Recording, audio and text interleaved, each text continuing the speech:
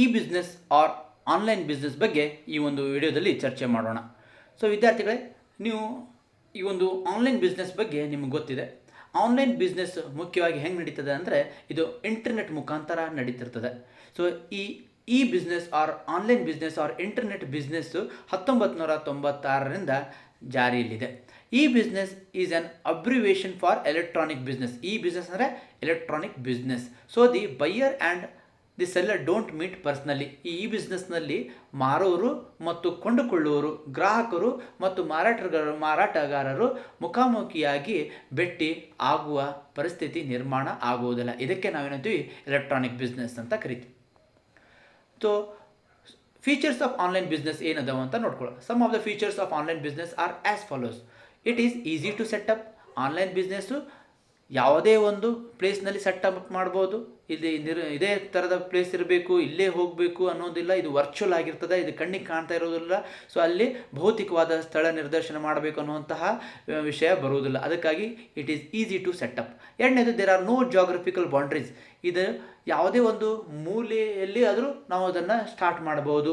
ಇದಕ್ಕೆ ಯಾವುದೇ ಥರದ ಒಂದು ಗಡಿ ಪ್ರದೇಶ ಇದಕ್ಕೆ ಇರುವುದಿಲ್ಲ. ಮೂರನೇದು, much cheaper than traditional business. ಇದು ಟ್ರೆಡಿಷ್ನಲ್ ಬಿಸ್ನೆಸ್ನಕ್ಕಿಂತ ಭಾಳ ಚೀಪ್ ಆಗಿರುವಂತಹ ಒಂದು, ಅಂದರೆ ಅಗ್ಗವಾಗಿರುವಂತಹ ಬಿಸ್ನೆಸ್ ಮಾಡೆಲ್ ಆಗಿದೆ. ಟ್ರೆಡಿಷ್ನಲ್ ಬಿಸ್ನೆಸ್ನಲ್ಲಿ ನಾವು ನೋಡ್ತೀವಿ, ಅಲ್ಲಿ ಫಿಕ್ಸ್ಡ್ ಕಾಸ್ಟ್ ಇರ್ತದೆ. ಅಲ್ಲಿ ಒಂದು ರೂಮ್ ತೊಗೋಬೇಕು, ಒಂದು ಪ್ಲೇಸ್ ಇರಬೇಕು, ಆ ಪ್ಲೇಸಿಗೆ ಬಾಡಿಗೆ ಕೊಡಬೇಕು, ಆ ಪ್ಲೇಸಿಗೆ ಖರ್ಚು ಮಾಡಬೇಕು, ಬಂಡವಾಳ ಹಾಕಬೇಕು, ಮಷಿನ್ ತೊಗೋಬೇಕು. ಆದರೆ ಇಲ್ಲಿ ಫಿಕ್ಸ್ಡ್ ಕಾಸ್ಟ್ ಭಾಳ ಕಡಿಮೆ ಇರ್ತದೆ.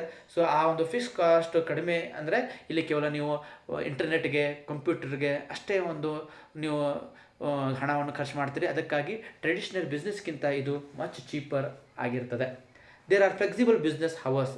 ನೀವು ಈ ಬಿಸ್ನೆಸ್ಸನ್ನು ರಾತ್ರಿಯನ್ನು ಮಾಡ್ಬೋದು, ಹಗಲಿನೂ ಮಾಡ್ಬೋದು. ನಿಮಗೆ ಕನ್ವೀನಿಯಂಟ್ ಟೈಮ್ನಲ್ಲಿ ನೀವು ಮಾಡ್ಬೋದಾಗಿರೋದ್ರಿಂದ ಇದು ಇಲ್ಲಿ ಏನಿದೆ, ಬಿಸ್ನೆಸ್ ಅವರ್ಸ್ ಏನಾಗಿದೆ, ನಿಮ್ಮ ಅನುಕೂಲಕ್ಕೆ ತಕ್ಕಂತೆ ನೀವು ಇದನ್ನು ಮಾಡಿಫೈ ಮಾಡ್ಬೋದು, ಬದಲಾವಣೆ ಮಾಡ್ಬೋದು. Marketing strategies costless.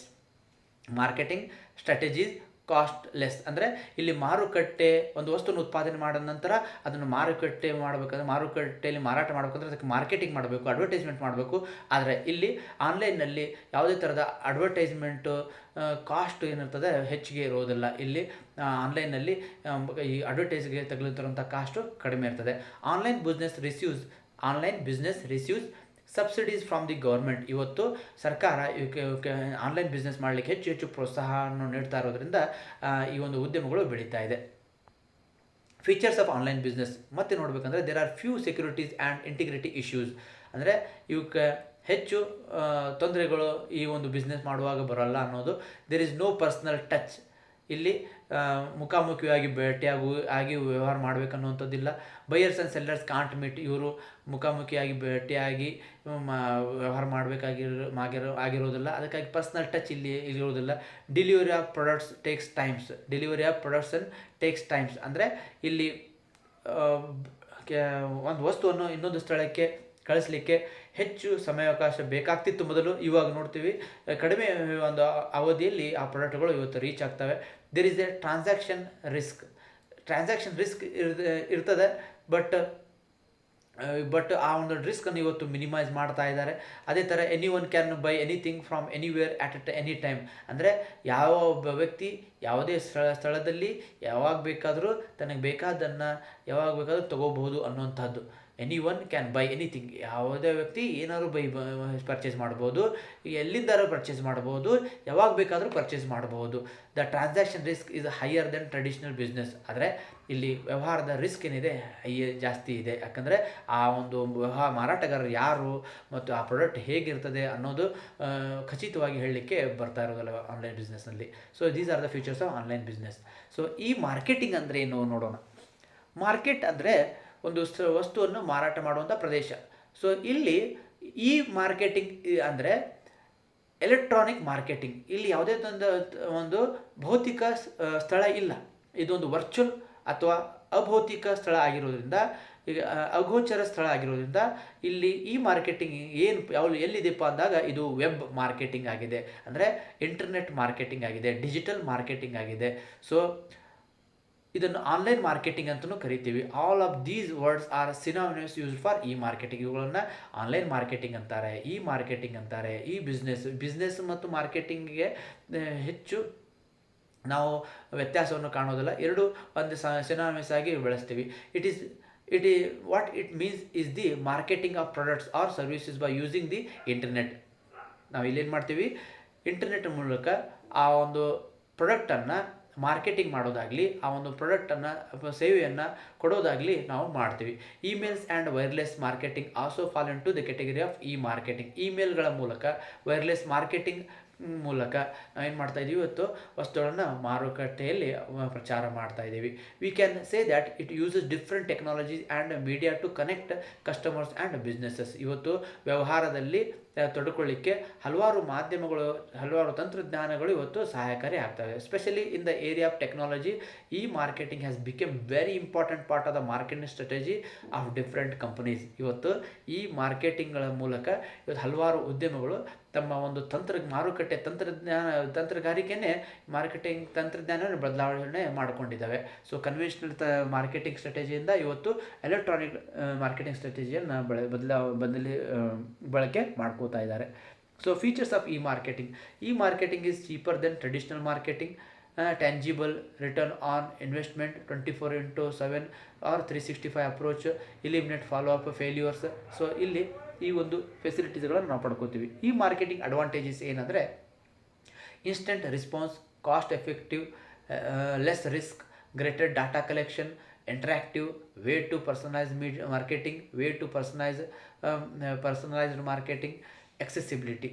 ಸೊ ಹೇಳೋದೇನೆಂದರೆ ಈ ಮಾರ್ಕೆಟಿಂಗ್ ಅಡ್ವಾಂಟೇಜ್ ಅಂದರೆ ಇದನ್ನು ಇನ್ಸ್ಟೆಂಟ್ ರೆಸ್ಪಾನ್ಸ್, ತಕ್ಷಣದಲ್ಲೇ ಮಾಹಿತಿ ಸಿಗ್ತದೆ, ಕಡಿಮೆ ವೆಚ್ಚ ಇರ್ತದೆ, ಲೆಸ್ ರಿಸ್ಕ್ ಇರ್ತದೆ, ಗ್ರೇಟರ್ ಡಾಟಾ ಕಲೆಕ್ಷನ್, ಡಾಟಾ ಎಲ್ಲ ನಿಮ್ಮ ಮಾಹಿತಿ ಒಂದು ಕಡೆ ಶೇಖರಣೆ ಆಗಿರ್ತದೆ, ಇಂಟ್ರಾಕ್ಟಿವ್ ಆಗಿರ್ತದೆ. ಸೊ ಮಾರ್ಕೆಟಿಂಗ್, ಪರ್ಸನಲೈಸ್ಡ್ ಮಾರ್ಕೆಟಿಂಗ್, ಒಬ್ಬ ವ್ಯಕ್ತಿಗೂ ಕೂಡ ಹೋಗಿ ನಾವು ಮುಟ್ಟಬಹುದಾಗಿದೆ. ಎಲ್ಲ ಕಡೆ, ಎಲ್ಲ ಪ್ರದೇಶದಲ್ಲಿ ನಾವು ಈ ಮಾರ್ಕೆಟಿಂಗನ್ನು ತೆಗೆದುಕೊಂಡು ಹೋಗಬಹುದಾಗಿದೆ. ಸೊ ಹೀಗೆ ಡಿಸ್ಅಡ್ವಾಂಟೇಜ್ ಆಫ್ ಈ ಮಾರ್ಕೆಟಿಂಗ್ ಏನಂದರೆ ಟೆಕ್ನಾಲಜಿ ಡಿಪೆಂಡೆಂಟ್. ನಾವು ಈ ಮಾರ್ಕೆಟಿಂಗ್ ಮಾಡಬೇಕಾದ್ರೆ ಮುಖ್ಯವಾಗಿ ನಾವು ತಂತ್ರಜ್ಞಾನ ನಮ್ಗೆ ಗೊತ್ತಿರಬೇಕು. World wide competition. ಇವತ್ತು ಈ ಮಾರ್ಕೆಟಿಂಗ್ ಮಾಡುವಾಗ ವರ್ಲ್ಡ್ ವೈಡ್ ಕಾಂಪಿಟೇಷನ್ ಇರ್ತದೆ. ಸಣ್ಣ ತಂತ್ರಜ್ಞಾನದ ಜೊತೆಗೆ ವಿಶ್ವದ ಅಡ್ವಾನ್ಸ್ ಟೆಕ್ನಾಲಜಿ ಕೂಡ ಕಾಂಪಿಟೇಷನ್ ಮಾಡಬಹುದಾಗಿದೆ. ಅದಕ್ಕಾಗಿ ಇಲ್ಲಿ ವರ್ಲ್ಡ್ ವೈಡ್ ಕಾಂಪಿಟೇಷನ್ ನಾವು ನೋಡ್ತೀವಿ. Privacy and security issues. ಇಲ್ಲಿ ಈ ಮಾರ್ಕೆಟಿಂಗ್ನಲ್ಲಿ ಪ್ರೈವಸಿ ಮತ್ತು ಸೆಕ್ಯೂರಿಟಿ ಇಶ್ಯೂಸ್ ಇರುವಂಥ ವಿಷಯ. ಇಂಟರ್ನೆಟ್ ಇದ್ದಲ್ಲಿ ಪ್ರೈವಸಿ ಮತ್ತು ಸೆಕ್ಯೂರಿಟಿ ಇಶ್ಯೂಸ್ ಬಂದೇ ಬರ್ತಾ ಇದೆ. Higher transparency and price competition. ಇವತ್ತು ಪ್ರೈಸ್ ಕಾಂಪಿಟೇಷನನ್ನು ನೋಡ್ತೀವಿ, ಪ್ರೈಸ್ ವಾರ್ ಅಂತ ನೋಡ್ತೀವಿ. ಸೊ ಇದನ್ನು ಈ ಮಾರ್ಕೆಟಿಂಗ್ನ ನಾವು ಕಾಣ್ತಾ ಇದ್ದೀವಿ. Maintenance cost. ಇವಾಗ ಇಂಟರ್ನೆಟ್ ಆಫ್ ಥಿಂಗ್ಸನ್ನು ಮೇಂಟೈನ್ ಮಾಡೋದು ಕೂಡ ಇವತ್ತು ಹೈಲಿ ಕಾಸ್ಟ್ಲಿ ಆಗಿದೆ. ಸೊ ಮೇಂಟೆನೆನ್ಸ್ ಕಾಸ್ಟು ಕೂಡ ಹೆಚ್ಚಿರ್ತದೆ. Types of e marketing. Email marketing, social media marketing, video marketing, article marketing, affiliate marketing. So ಈ ಒಂದು ವಿಧಾನಗಳ ಮೂಲಕ ನಾವು ಈ ಮಾರ್ಕೆಟಿಂಗ್ ಮಾಡ್ಬೋದು. ಮೇಲ್ ಕಳಿಸುವ ಮೂಲಕ ನಮ್ಮ ಪ್ರಾಡಕ್ಟ್ ಬಗ್ಗೆ ಅವರಿಗೆ ಮಾಹಿತಿ ಕೊಡಬಹುದು. ಸೋಷಿಯಲ್ ಮೀಡಿಯಾ ಅಂದರೆ ಸ್ನ್ಯಾಪ್ಚಾಟ್ ಮೂಲಕ ಅಥವಾ ಸೋಷಿಯಲ್ ಮೀಡಿಯಾದಲ್ಲಿ ಅಂದಾಗ ವಾಟ್ಸಪ್, ಫೇಸ್ಬುಕ್ಕು ಇವೆಲ್ಲ ಏನಾಗ್ತವೆ, ಸೋಷಿಯಲ್ ಮೀಡಿಯಾ, ಇನ್ಸ್ಟಾಗ್ರಾಮು, ಟ್ವಿಟರು ಇವೆಲ್ಲ ಸೋಷಿಯಲ್ ಮೀಡಿಯಾ ಕೂಡ ನಾವು ಮಾರ್ಕೆಟಿಂಗ್ನಲ್ಲಿ ಬಳಕೆ ಮಾಡ್ಕೋಬೋದು. Video marketing. ಸೊ ವಿಡಿಯೋಗಳನ್ನು ಮಾಡೋ ಮೂಲಕ ಕೂಡ ನಾವೇನು ಮಾಡ್ಬೋದು, ಮಾರ್ಕೆಟಿಂಗ್ ಮಾಡೋದು. ಆರ್ಟಿಕಲ್ ಬರೆಯೋದರಲ್ಲಿ ಈ ಬ್ಲಾಗ್ ಮಾಡೋ ಮೂಲಕನೂ ಕೂಡ ನಾವೇನು ಮಾಡ್ಬೋದು, ವಸ್ತುಗಳ ಮಾರ್ಕೆಟಿಂಗ್ ಮಾಡ್ಬೋದು. ಸೊ ಹೀಗೆ ನಾವು ಈ ಮಾರ್ಕೆಟಿಂಗ್ ಟೈಪ್ಸನ್ನು ನೋಡ್ತೀವಿ. ಈ ಪೇಮೆಂಟ್ಗಳು. ಸೊ ಈ ಪೇಮೆಂಟ್ಗಳು ಅಂದರೆ ನಾವು ಒಂದು e commerce sites use electronic payments. E commerce ಅಂದರೆ ಇ ಕಾಮರ್ಸ್ ಅಥವಾ e marketing or e business ಒಂದು ಉದ್ಯಮಗಳು ಎಲೆಕ್ಟ್ರಾನಿಕ್ ಪೇಮೆಂಟ್ಸ್ಗಳನ್ನು ಪಡ್ಕೋತವೆ. Where electronic payment refers to paperless money transaction. ಹಣವನ್ನು ರವಾನೆ ಮಾಡುವುದು. ಈಗ ನಿಮ್ಗೆ ಹಣ ಕೊಡಬೇಕಾಗಿರ್ತದೆ. ಸೊ ನೀವೇನು ಮಾಡ್ತೀರಿ, ಒಬ್ಬ ವ್ಯಕ್ತಿಗೆ ಕ್ಯಾಶ್ ಹಣವನ್ನು ಡೈರೆಕ್ಟಾಗಿ ಕೊಡದೆ ಅವರ ಅಕೌಂಟಿಗೆ ಈ ಒಂದು ಪೇಮೆಂಟ್ ಸಿಸ್ಟಮ್ ಮೂಲಕ E payment, Google pay, PhonePe, Paytm ಇವುಗಳ ಮೂಲಕ ನೀವೇನು ಮಾಡ್ತೀರಿ, ಹಣವನ್ನು ಒಂದು ಅಕೌಂಟ್ನಿಂದ ಮತ್ತೊಂದು ಅಕೌಂಟಿಗೆ ಪೇಪರ್ಲೆಸ್ ಟ್ರಾನ್ಸಾಕ್ಷನ್ ಮಾಡ್ತೀರಿ. ಸೊ ಹಣವನ್ನು ಒಂದು ಅಕೌಂಟ್ನಿಂದ ಮತ್ತೊಂದು ಅಕೌಂಟಿಗೆ ಯಾವುದೇ ಥರ ಭೌತಿಕವಾಗಿ ಕೊಡದೆ ಅದನ್ನು ವರ್ಚುವಲ್ ಆಗಿ ಟ್ರಾನ್ಸ್ಫರ್ ಮಾಡೋದಕ್ಕೆ ನಾವೇನ್ತೀವಿ, ಇ ಪೇಮೆಂಟ್ ಅಂತ ಕರಿತೀವಿ. Electronic payment has revolutionized the business processing by reducing the paperwork, transaction cost and labor cost. ಇದು ಈ ಪೇಮೆಂಟ್ಗಳು ಏನು ಮಾಡಿವೆ ಅಂದರೆ, ಇವತ್ತು ಪೇಪರ್ ಇಲ್ಲದೆ ನಾವು ಬ್ಯಾಂಕಿಗೆ ಹೋದಾಗ ಅಲ್ಲಿ ಒಂದು ಹಣವನ್ನು ಜಮಾ ಮಾಡಬೇಕಂದ್ರೆ ಒಂದು ಪೇಪರ್ನಲ್ಲಿ ಬರೆದು ಕೊಡ್ತೀವಿ, ಹಣವನ್ನು ವಿಡ್ರಾ ಮಾಡ್ಕೋಬೇಕಾದ್ರೆ ಪೇಪರ್ನಲ್ಲಿ ಬರೆದು ಕೊಡ್ತೀವಿ. ಆ ಪೇಪರ್ ವರ್ಕ್ ಇವತ್ತು ಇಲ್ಲ, ಈ ಪೇಮೆಂಟ್ನಲ್ಲಿ ನಾವು ನೋಡಲ್ಲ. ಎರಡನೇದು ಟ್ರಾನ್ಸಾಕ್ಷನ್ ಕಾಸ್ಟ್. ಅಲ್ಲಿ ಬ್ಯಾಂಕ್ನಿಂದ ಹಣವನ್ನು ಪಡ್ಕೋಬೇಕಂದ್ರೆ, ಹಣವನ್ನು ಡಿಪಾಸಿಟ್ ಮಾಡಬೇಕಂದ್ರೆ, ಹಣವನ್ನು ಮತ್ತೊಂದು ಪ್ರದೇಶಕ್ಕೆ ಒಂದು ಟ್ರಾನ್ಸ್ಫರ್ ಮಾಡಬೇಕಂದ್ರೆ ವೆಚ್ಚ ತಗುಲ್ತಿತ್ತು. ಇವತ್ತು ಆ ವೆಚ್ಚ ಕಡಿಮೆ ಆಗಿದೆ. ಅದೇ ಥರ ಲೇಬರ್ ಕಾಸ್ಟ್.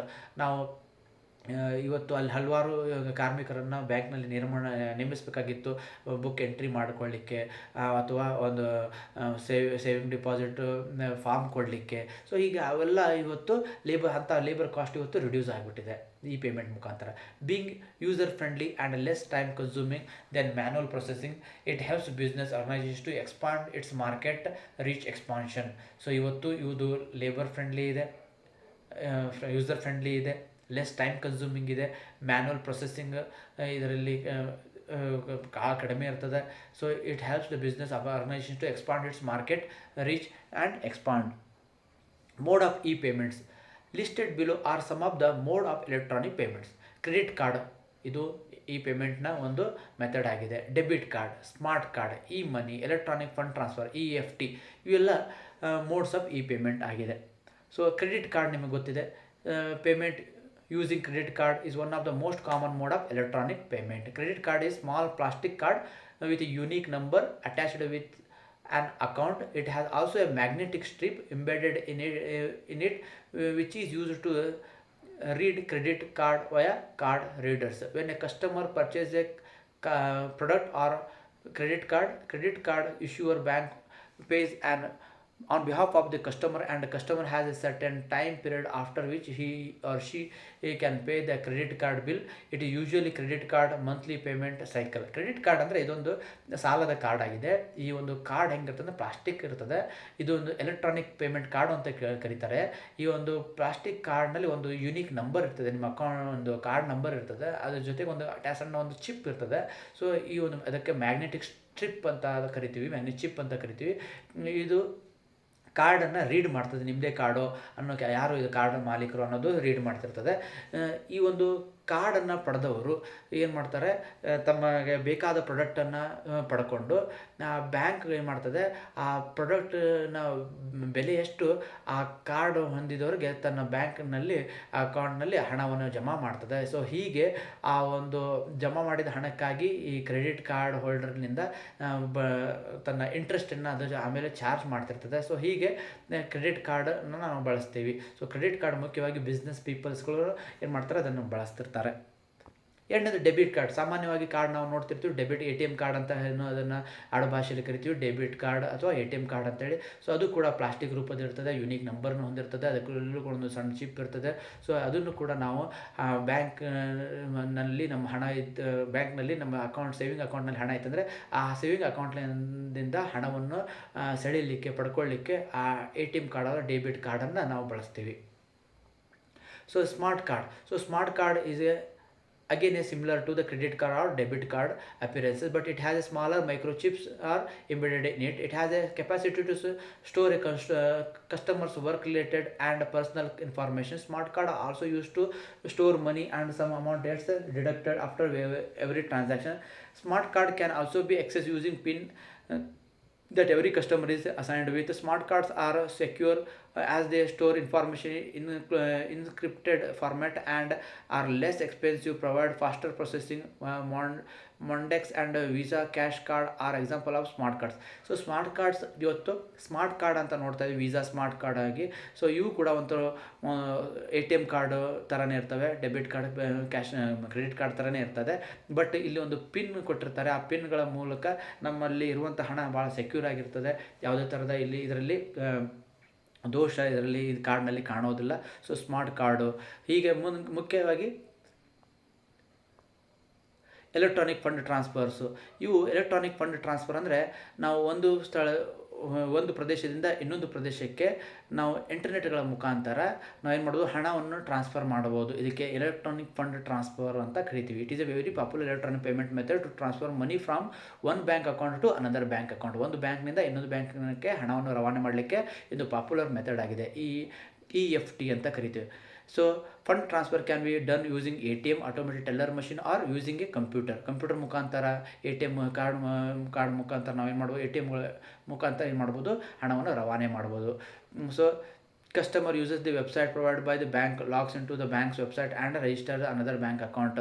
ಸೊ ನೀವು ಆ್ಯಪ್ ಹಾಕ್ಕೊಂಡಿರ್ತೀರಿ, ಆ ಬ್ಯಾಂಕಿದ ಆ್ಯಪ್ ಮುಖಾಂತರ ನೀವೇನು ಮಾಡ್ಬೋದು, ನಿಮ್ಮ ಒಂದು ಬ್ಯಾಂಕ್ನಿಂದ ಅಕೌಂಟಿಂದ ಮತ್ತೊಂದು ಬ್ಯಾಂಕ್ ಅಕೌಂಟ್ಗೆ ಏನು ಮಾಡ್ಬೋದು, ಹಣವನ್ನು ರವಾನೆ ಮಾಡ್ಬೋದು. So these are the electronic fund transfer.